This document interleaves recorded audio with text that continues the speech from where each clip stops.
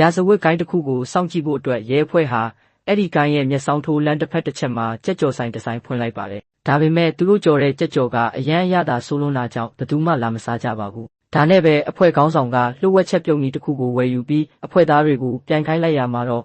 Mike ဆိုတဲ့ရဲအရာရှိကအကောင်းဆုံးချက်ပြုတ်နိုင်ခဲ့ပါတယ်။မကြခင်မှာပဲပထမဆုံးဖောက်သည်တွေရောက်လာပါတယ်။ဖောက်သည်က sauce နဲ့ကြော်ထားတဲ့ကြက်ကြော်ကိုမှာယူတဲ့အခါ Mike ကသူ့ရဲ့ကိုယ်ပိုင်လက်ရာဖြစ်တဲ့နံရိုးဖုတ် sauce ကိုသုံးပြီးကြက်ကြော်လုပ်ပေးလိုက်ပါတယ်။အဲ့ဒီကြက်ကြော်ကအရန်အရသာရှိလွန်းတာကြောင့်ဖောက်သည်တွေကချီးကျူးမဆုံးဖြစ်သွားကြပါတယ်။ရက်အနည်းငယ်အတွင်းမှာပဲဆိုင်မှာလူတွေအရန်စီကားလာပြီးအပြင်မှာပါတန်းစီဆောင်ဆိုင်ရတဲ့အထိနာမည်ကြီးသွားပါတယ်။စီးပွားရေးကအရန်ကောင်းနေပေမဲ့သူတို့ရဲ့တကယ်အလုပ်ကရာဇဝတ်သားဖမ်းမှုဖြစ်နေတာကြောင့်အခက်တွေ့ရပါတယ်။ဆိုင်မှာလူတွေအရန်များလွန်းလို့ဖုန်းလက်ခံဖြေချဖို့တောင်အချိန်မရပဲကြက်ကြော်နေရတာကြောင့်ဂိုင်းသားတွေလှုပ်ရှားတာကိုလွတ်သွားခဲ့ပါတယ်။အဖွဲ့ခေါင်းဆောင်ကငါတို့ကလူဆိုးဖမ်းဖို့လာတာလားကြက်ကြော်ဆိုင်ဖွင့်ဖို့လာတာလားလို့အော်ဟစ်လိုက်တော့မှအားလုံးသတိပြန်ဝင်လာကြပါတယ်။လူရော့သွားအောင်ဆိုပြီးကြက်ကြော်ဈေးနှုန်းကို10 ဆလောက်မြင့်လိုက်ပေမဲ့မထင်မှတ်ပဲလူတွေကပိုပြီးတော့တောင်လာစားကြပါတယ်။အင်တာနက်ဆယ်လီတွေအထိလာရောက်စားတော့ကြပြီးဆိုင်နာမည်ကလည်း Acre ကြက်ကြော်ဆိုင်ဆိုပြီးနာမည်ကြီးသွားပါတယ်။ပတ်စံတွေအများကြီးရနေပေမဲ့သူတို့အထက်လူကြီးကတော့ဒါကိုသဘောမကျပဲစူပူချင်းမောင်းလိုက်ပါတယ်။အဲ့ဒီအချိန်မှာပဲ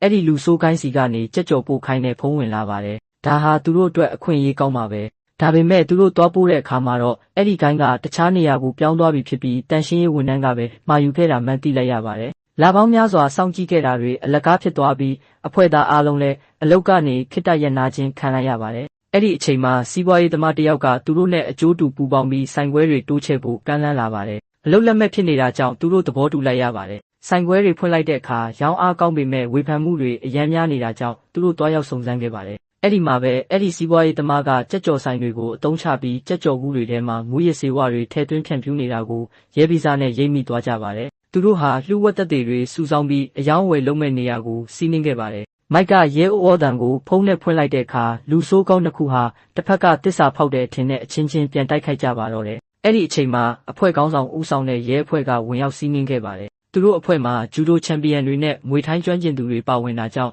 လူဆိုးတွေကိုအလွယ်တကူပဲဖမ်းဆီးနိုင်ခဲ့ပါတယ်။နောက်ဆုံးမှာတော့သူတို့ဟာဂုံတိတ်ခါရှိရှိနဲ့ရဲစခန်းကိုပြန်ရောက်သွားပြီးအဖွဲ့သားအားလုံးယာဒူးတိုးမြင့်ခြင်းခံလိုက်ရပါတော့တယ်